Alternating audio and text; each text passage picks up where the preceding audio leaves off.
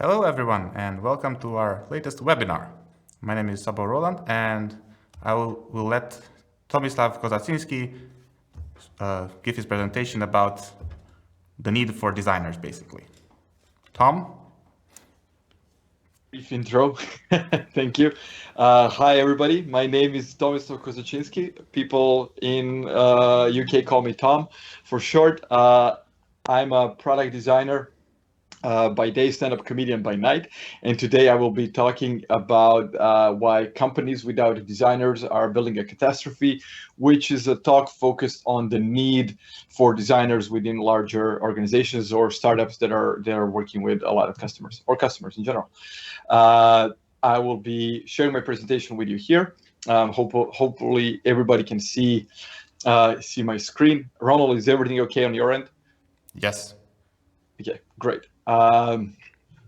So we are talking about companies without designers are building a catastrophe. And let me put this a bigger screen. Before I start talking about this, let me just do a quick intro. A little bit about myself. I'm obviously a great web designer. This is how I started a long time ago as a web designer. And from there, my career grew over time through mobile apps, web apps, and in the last couple of years, I've been working mostly as a product consultant for B2B companies, building mostly dashboards and software for large businesses. If you are watching this live, feel free to follow me on Twitter or Instagram, tag me, tweet me, do whatever. This is my handle for private for Instagram and Twitter, and I will be checking this later. Hopefully replying. Please follow, share, whatever. I'm here to. If you have any questions later, do let me know. I'll try to reply to everything as soon as I can. Please be warned. Sometimes I do share porn on my personal Twitter account, but not all the time. Just every once in a while. So why this talk? Basically, story begins like early on when I was a kid. I grew up in Croatia during the war, and I was raised by my grandma, among other people, and she was very stingy, very adamant about saving money and being smart about money. And I grew up never liked wasting money. And now I work with companies helping them to save developer time, because as we know, currently developers are more scarce and one of the most expensive resources a company or a startup can have. And what I want to do is help them avoid the building trap, where they will invest a lot of time into building something and then going out to market to validate and then see that maybe this is not exactly what customers need or the same thing they actually want to build. So this will not be another lean UX talk. I will just mention a couple of things briefly about what is the process of building a service or a product, and then I will move on to the importance of why we need to have designers within our team. So I'm fairly familiar that people watching this are fairly sure that people watching this are familiar with the lean startup methodology. So I'm sure you've all seen the process, how it's been promoted as like you learn, you build, you measure, and you learn again, you build again. And I think it's missing a key component here. And this is the ideation and the rapid and often testing of the ideas before we actually build.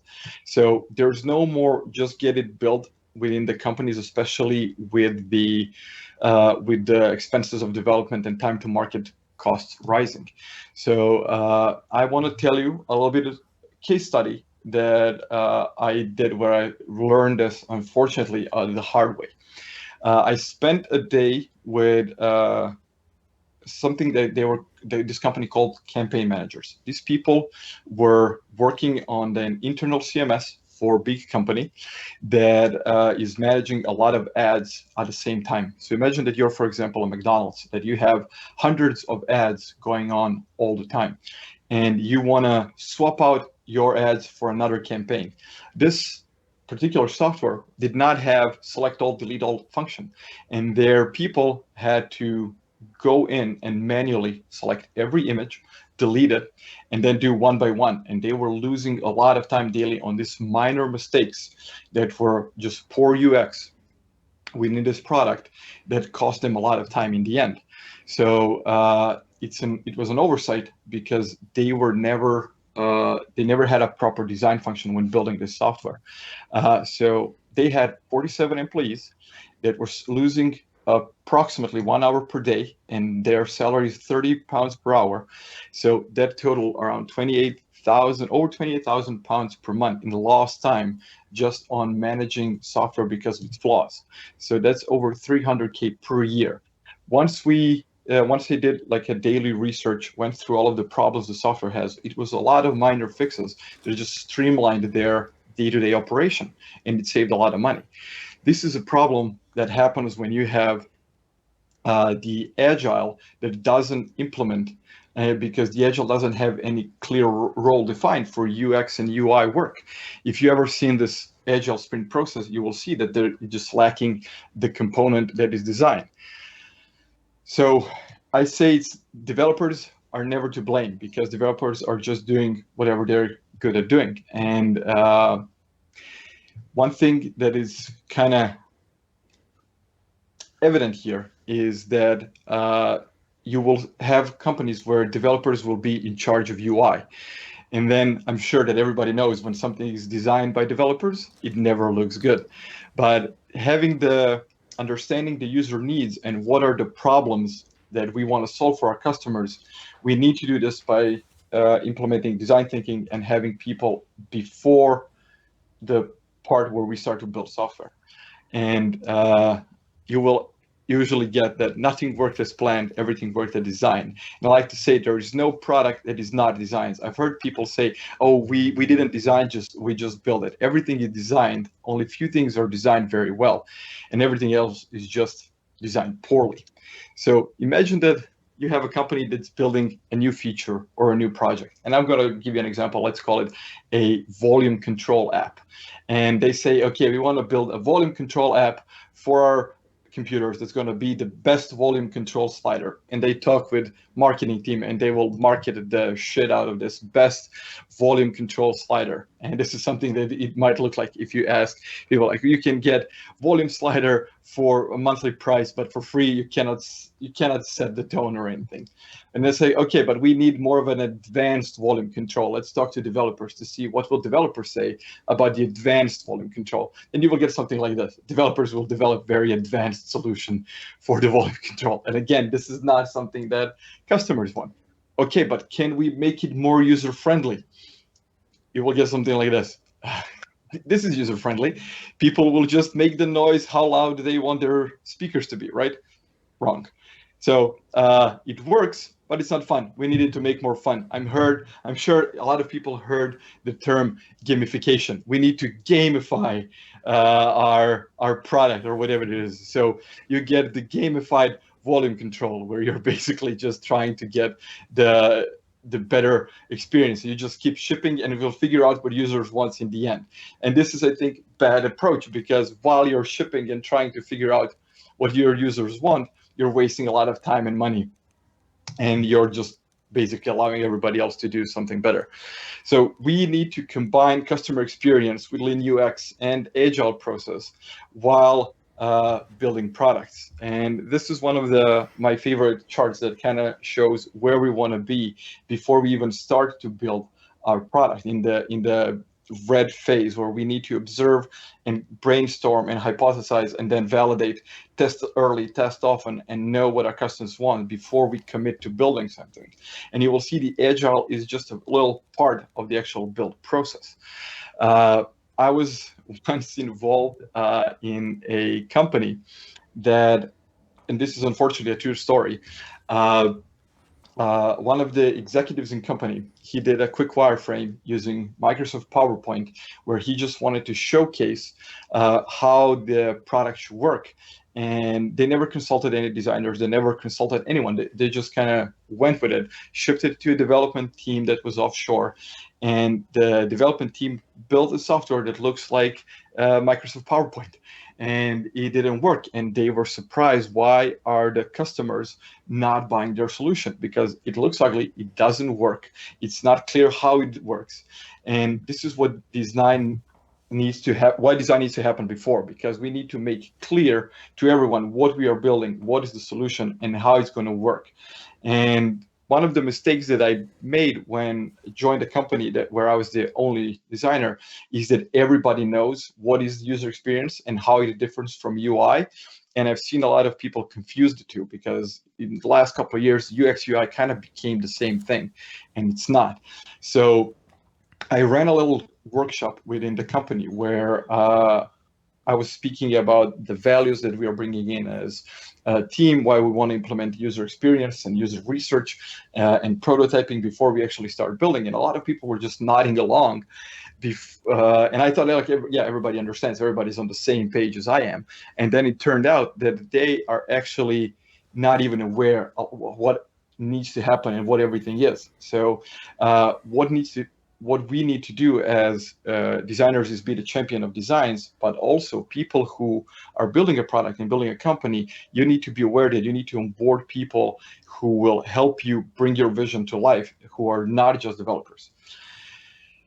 And I'm sure that there's a lot of talk about building an MVP that we want to test out with our customers. And I think it's great to build an MVP, but I don't believe that MVPs are the way to go in terms of what you want to show, because minimum viable is not necessarily always the thing that our users will understand and that we can test early on. So I like to do a little different analogy to what I'm building. So instead of calling it something that I call MVP, like minimum viable product, I call it MLP, minimum lovable product. So let's say, I'll give you an example. Let's say that we want to build a cake. We want to bake a cake. Before we commit to actually baking a full cake, we need to test it first, correct? So if you're building a cake and you do this, and you say, hey, try our cake, what will your users say? They will say they don't like cake. Cake is dry, cake has no flavor, and it's not something they want. So you build an MVP, you tested it out, and it didn't fly because, well, it's a terrible product. So I kind of shift from, let's not build an MVP that's just the basic functions. Let's build something that we can test out. I call it minimum lovable product. And within design, what we can do is create clickable prototypes that are high fidelity, that look and feel like the real thing. There's no coding in the background, but we can test it end to end with our customers and see where we lack certain features or where the problems with our bottlenecks. So in this analogy, our MLP would be a cupcake. This is the small version of what we are trying to build. And we want to then test it out with users. They're going to know exactly what it is. And then if we say, okay, how about we build this, but on a larger scale, will you buy it? And then we can get some actionable feedback from them. So one problem that I've seen with a lot of products is nobody asked people who are actually using the software, what do they think? How do they use it? They are just shipping the features, but and fixing bugs, but nobody is asking people actually using the thing, especially in big corporations, what are their daily operations. Once I was consulting with a small startup. They were building like an app for disrupting one niche market in the food industry, and they had a prototype that was printed out on paper, and they were reaching out to their target customers with paper wireframes. They had nothing coded, and everybody, of course, people who are not in tech, in IT, did not understand what they are trying to do. So in span of 2 days, we built out a clickable prototype that they could launch on their phone, that it's not coded, it's just a series of images that are clickable, and they put them in hands of their target customers. They could see the whole experience on their hands, and then they give some actionable feedback, and they actually build out a thing, and now the company is just exploding. One of the things that I know this is not a design talk, and the idea is to talk to people who need to employ designers, but the future of UX and UI is kind of converging to a point where there will not be any more designing pretty images and then turning that to code. It's kind of becoming one thing where you have basically UI is now code, and we are doing something that we are calling like painting with code, where developers or designers can use finished components, already make stuff clickable without actually working in design software, which is really great because it gets us to our goal faster. I'm going to give everybody a second to read this. Maybe you want to screenshot it or save for later. I will share the presentation with everybody watching, so you can come back to it later. And if you need anything, you can just pull it up. So if you're not a designer in your company, or a business owner or a product owner, what can you do to get the benefits of having a designer?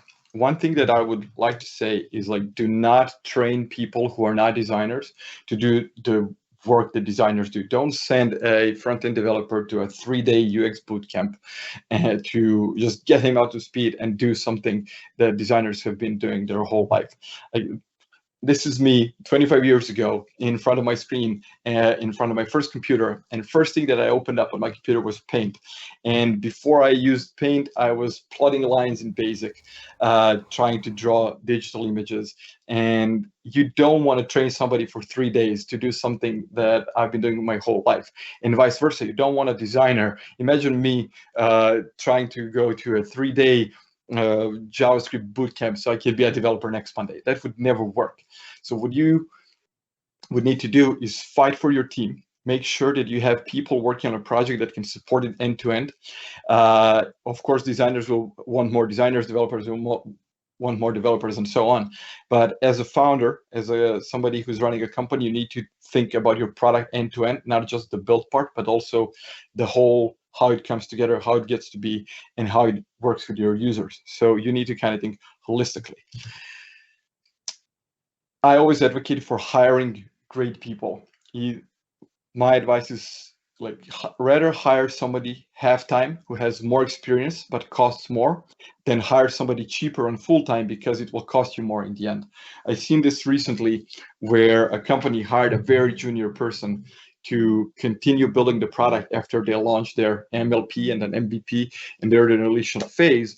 They kind of got rid of the senior team, hired more junior people full-time because they thought now they can continue once the foundation has been laid. But unfortunately, 6 months later, they grind to a halt, and now they're reaching out to everybody who was in the original team to help them fix, and they lost 6 months.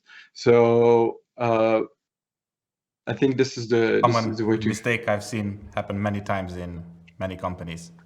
Yeah, unfortunately, people see, like, oh, this guy is, I don't know, in euros, maybe like 5K per month, but if we get somebody for 3K, but he will be here full time.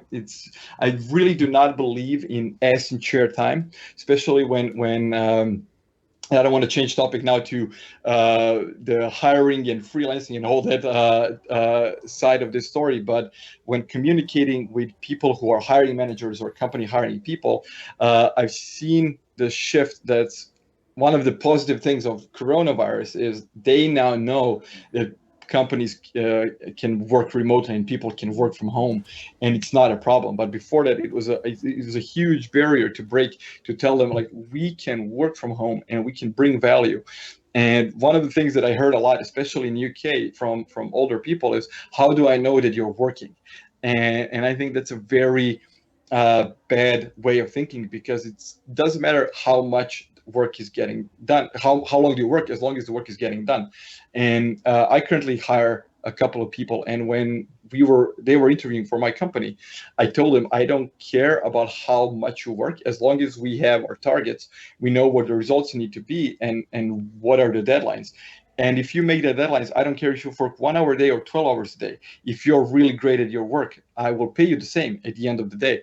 So maybe you can onboard multiple projects. So but you're all in on remote work.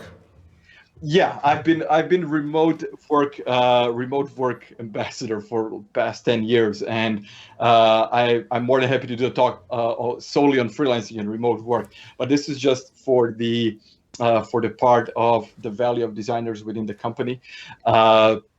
These are my links. Please follow me. Ask me any questions. Hopefully I can reply to them. And now I would want to open the floor to you for the Q&A, and maybe get some questions in from the audience. Yeah. Thank you, Tom, for your presentation. And I'd like to remind everyone that you can go to oradiatechhub.ro/live, and you can ask any questions you have there, and I'll read them out for Tom. And in the meantime, I'll get it started with a question from me. Do you think that this loop of quick iteration is applicable to all kinds of products, like even from smaller incremental changes to bigger revolutionary changes as well? Like I don't want to say there's one process for everything and my way is the only way. So I want to say this is applicable for everything. But I believe that the part of the process where you need to validate the solution, validate the idea before you actually start working on it, regardless of the size of the team, of the company, or the project, needs to happen. Because this is the way how you mitigate errors early on and where you can pinpoint certain blind spots. So does that answer your question? Sorry, I kind of trying not to go on a tangent because it's a great question and I can talk for 10 minutes about this. So, but I want to be concise as possible to answer as many questions that we can. And I'm more than happy to talk then in length about this if we have time to come around to that. So basically what I was thinking about, for example, when the iPhone was launched, like it was a surprise for everyone who had anything to know about computers. Do you think that the first iPhone was developed with lots of testing and feedback or whatnot, or was it more that Steve Jobs had a vision and he pushed for it? Yeah. Okay. So I don't want to beat the drum of Steve Jobs, the savior, Steve Jobs, the IT Jesus. There was certainly a lot of user testing involved. This is one of the key principles of Apple is the actual knowing what users want. This is why, if you remember, the old iOS had icons that resembled the actual physical products they were representing. So Notepad icon actually looked like Notepad. Calculator icon actually looked like calculator. So what they were wanting to do with their initial product is to kind of be familiar with the things that you are using in your everyday life, and then knowing that this device can replace it. And I know that this is very quoted thing online always, but I like this code.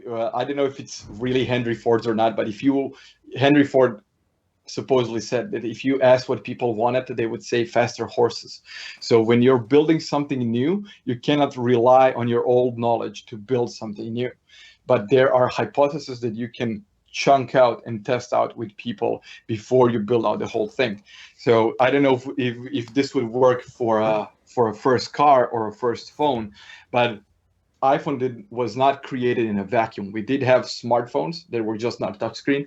We did have phones in general. We did have computers. So there was a lot of familiarities, that came and combined one single product. Okay, great, thank you.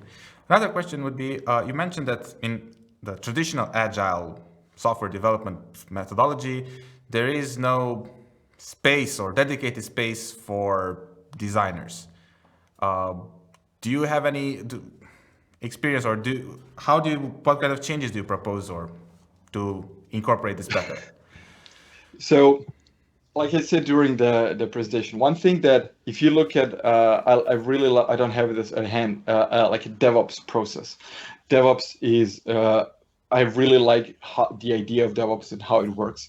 But the first original DevOps process had zero UX and design because it kind of, people think like, oh, this is what everybody knows what we are building, right?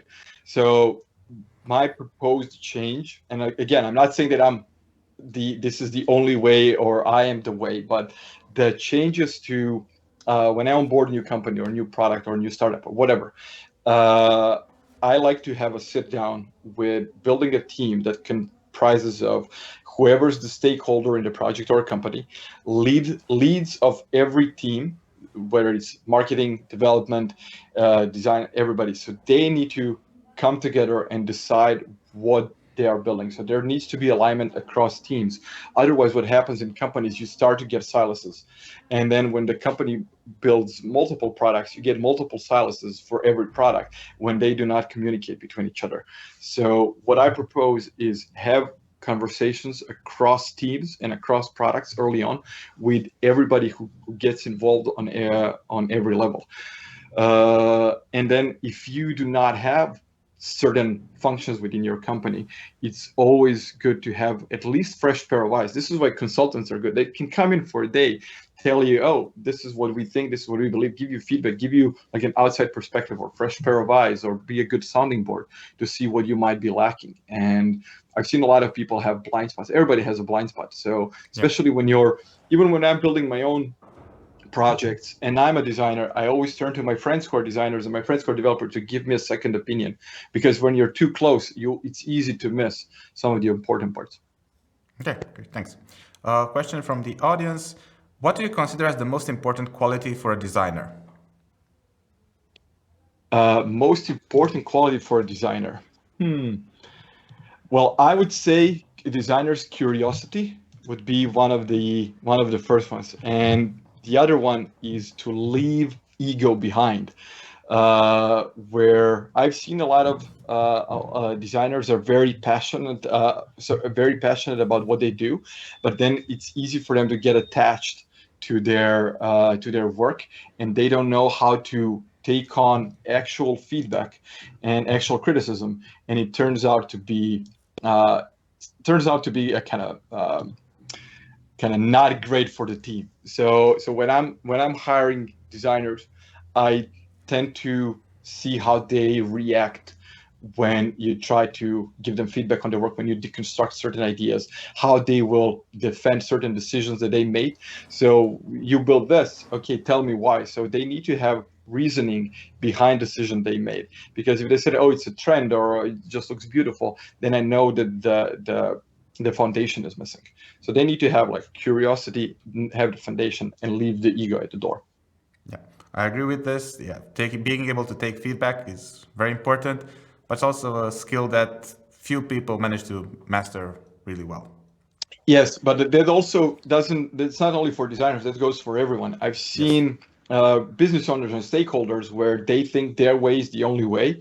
And then you would come in, somebody else comes in with a proposed solution that has a measurable and proven research that this is the wrong way that we're doing it, we should try something else. And then I've seen them kind of stick to what they have, and it kind of goes into a loop. It's just not a happy place to be at. And this leads directly to the next question from the community. How do you deal with a boss that knows design better than you, and you become just an implementer, an effectuator? I love this question. This is one of my favorite questions. So, okay, here we go.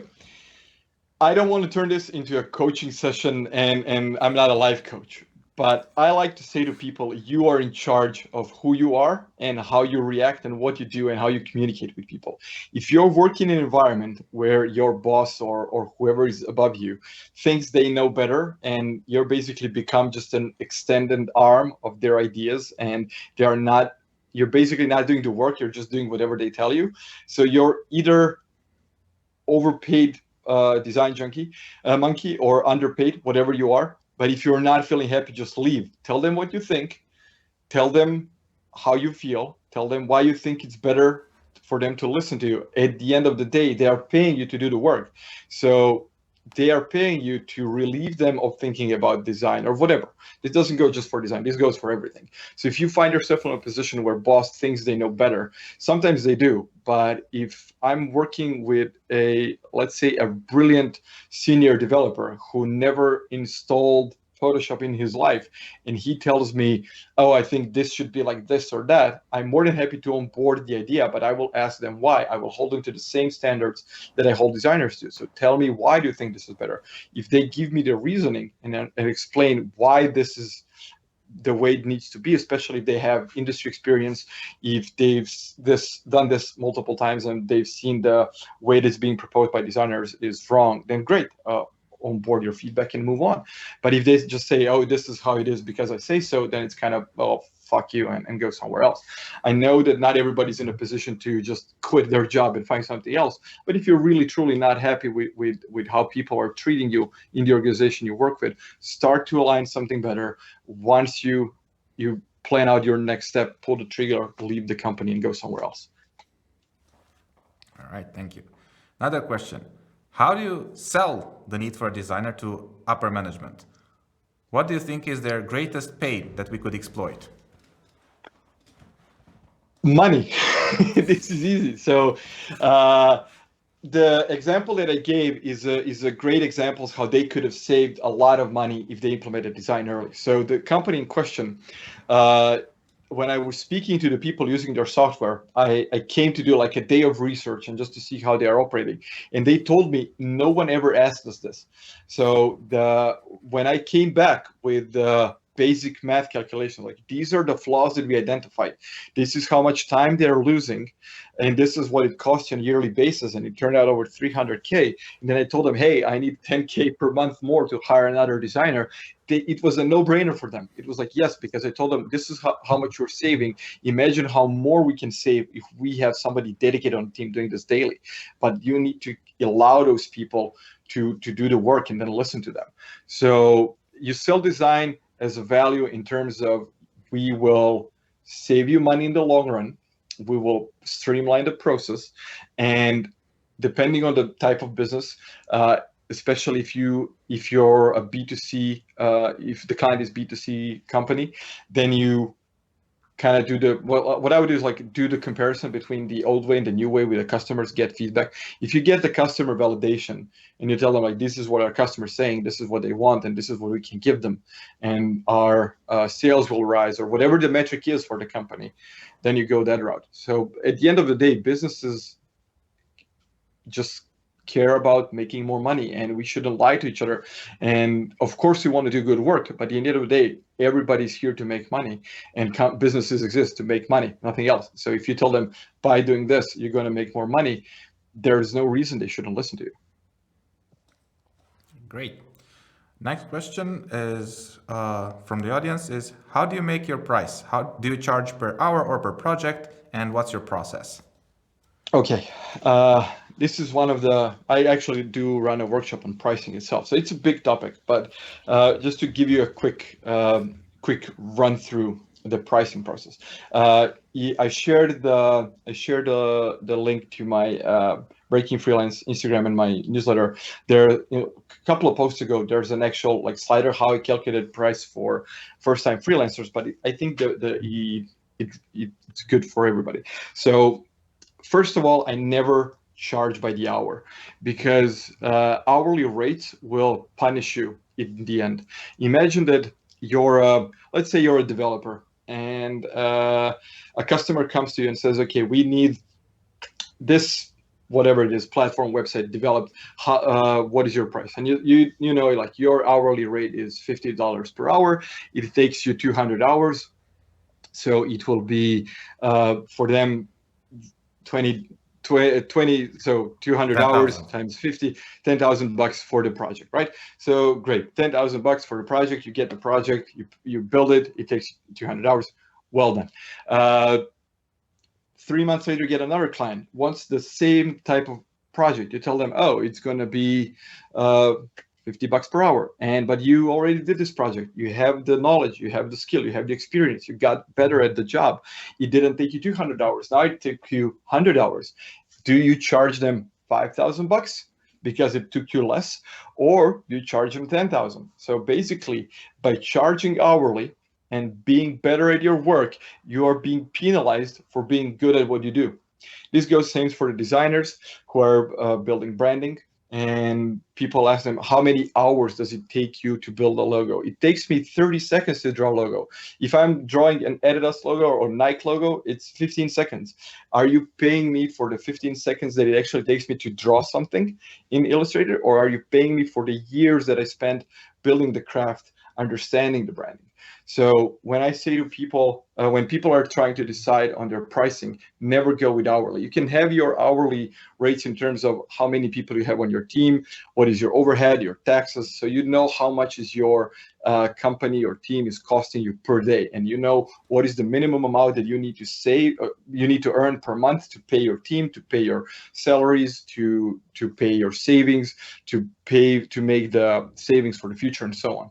But when the clients come to you, working with multiple clients on similar projects, you will develop a process and develop the steps that you will easily repeat, get better at it, and you can serve multiple clients. So your price should be formed based on the value that you deliver, not the time you spend.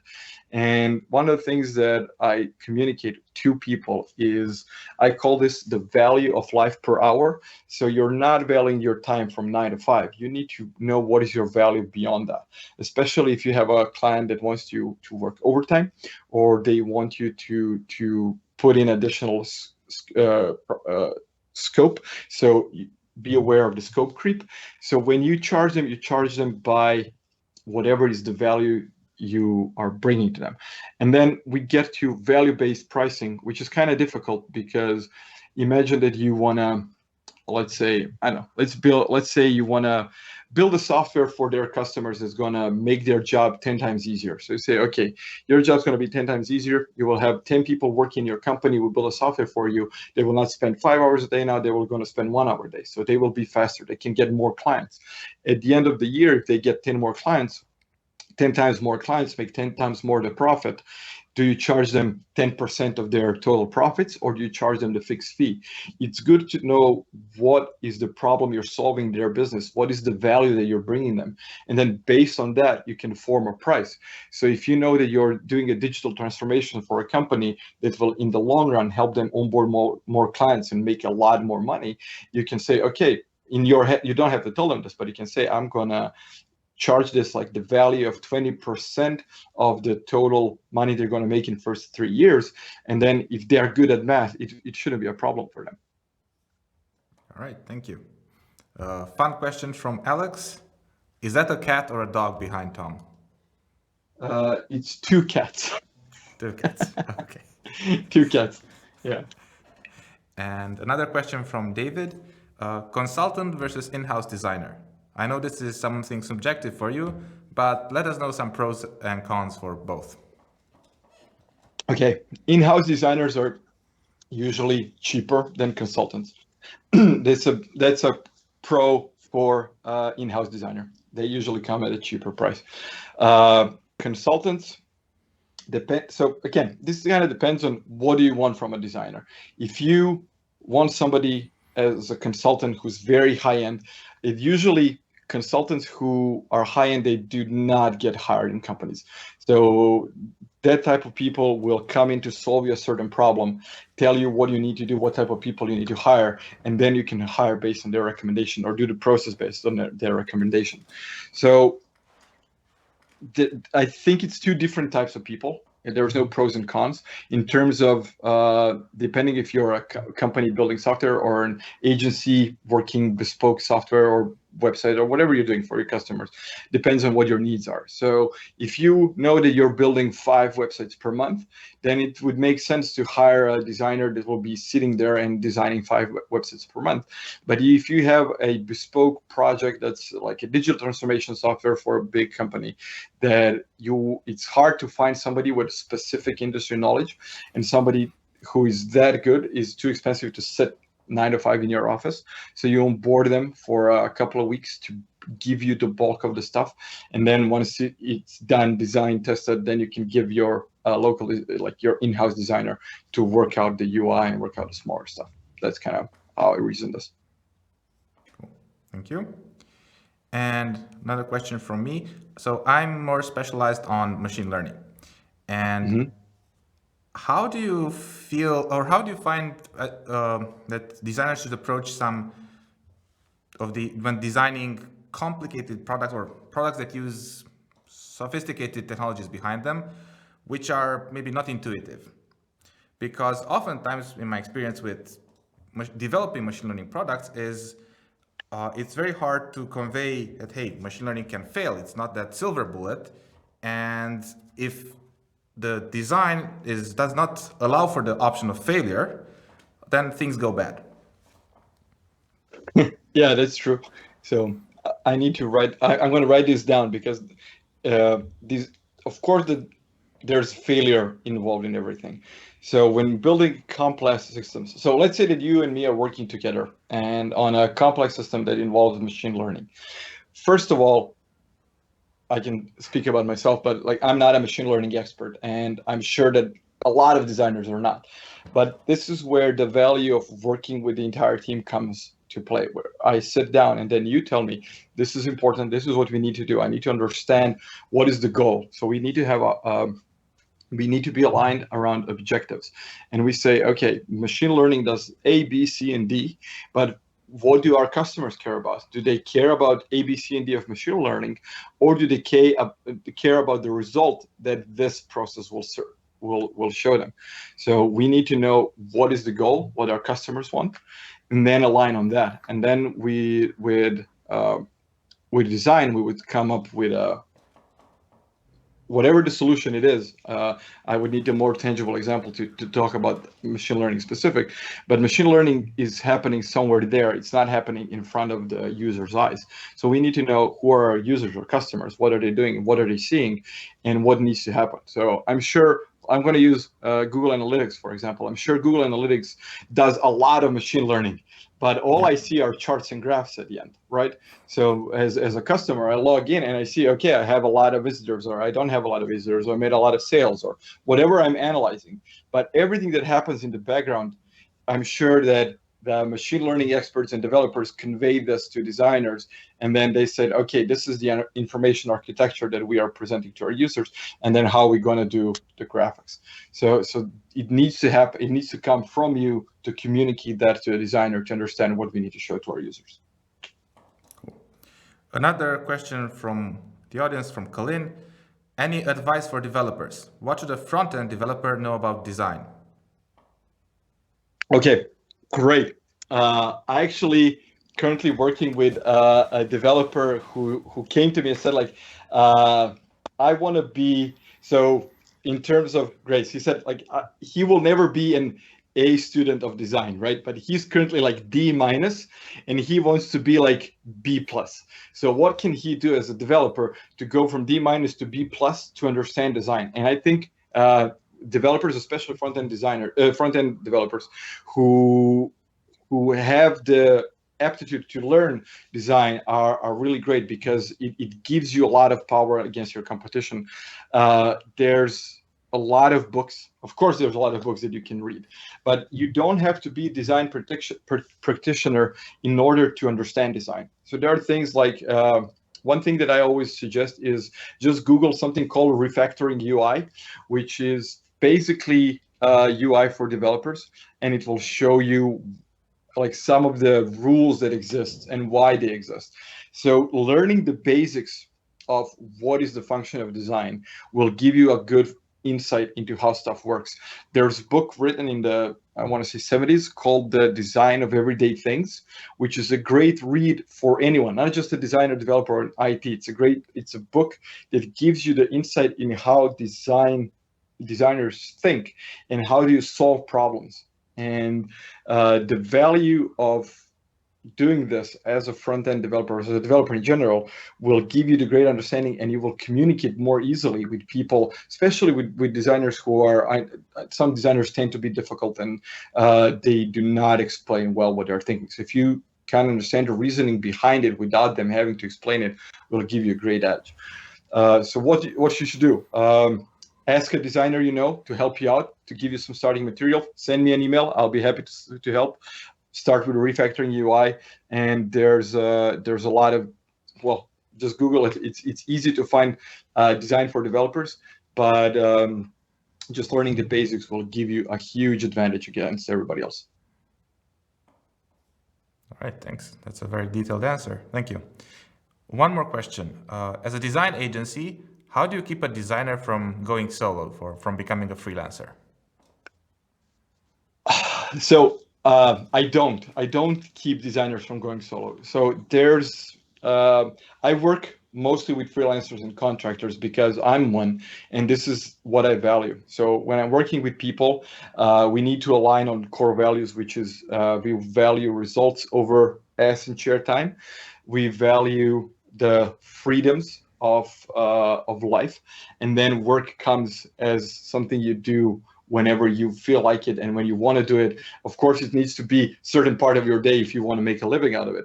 But if somebody comes to me and works with me, I never say for me, people work with me, and they want to go solo, great, amazing. I'm going to support them to do their thing.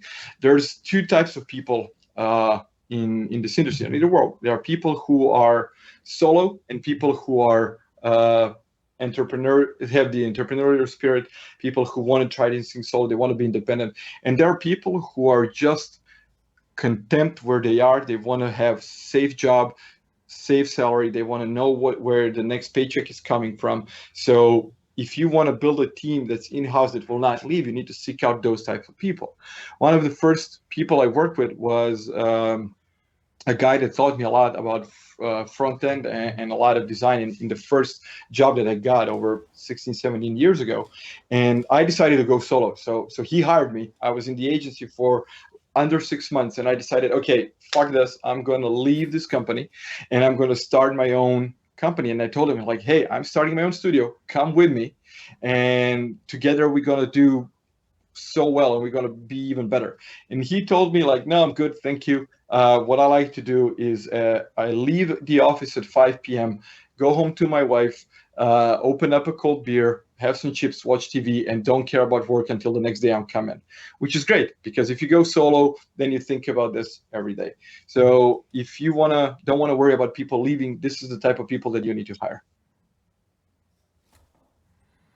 All right, thank you. I understand, especially the part about, I just went solo myself the beginning of this year. So I'm enjoying the transition to entrepreneurship myself. And yeah, sometimes it is frustrating that I can't stop thinking about work. There is no 5 p.m. when I close my laptop and that's it. But otherwise, yeah. One thing that this is something for me. It is, so this is one of my favorite topics, and I kind of, in the last couple of years, there's been a lot of talk about work-life balance, and I don't like the term because it kind of tells you that you need to balance out work with your life, and that life is something that you love and enjoy, and work is something that you have to do. And talking now about our industry, I think we have we are fortunate enough to have an opportunity to live this thing called work-life integration, where we can think about our work, but we don't have to be overcome by it. So when I go to sleep as a designer and as a stand-up comedian and whatever. When I wake up, I do the same thing. And when I'm building I don't know, let's say I'm working on branding for a client, when I'm taking a shower, I'm thinking about that. But doesn't mean that I'm sitting in front of my computer for 8 hours thinking about it actively. It's just I do something else. But I have the opportunity to go somewhere, to sit in a park, to travel, to do my work, and then sit down and do something. So we are fortunate we can do this as designers and developers and people working in this remote culture. There's no remote doctors traveling the world and doing brain surgery. So you either work in a hospital or you're not a top brain surgeon. So, and you can be a top developer, top machine learning expert, whatever, wherever you are, and you can do that whenever, which is really great. Yeah. All right, I think that was it for the Q&A. So thank you, Tom, for your presentation. Thank you, everybody, for the questions. Questions were really great, and I hope people got some value out of this. Yeah, and I would like to also thank our partners who made this webinar possible. All right. Thank you, and have a good day.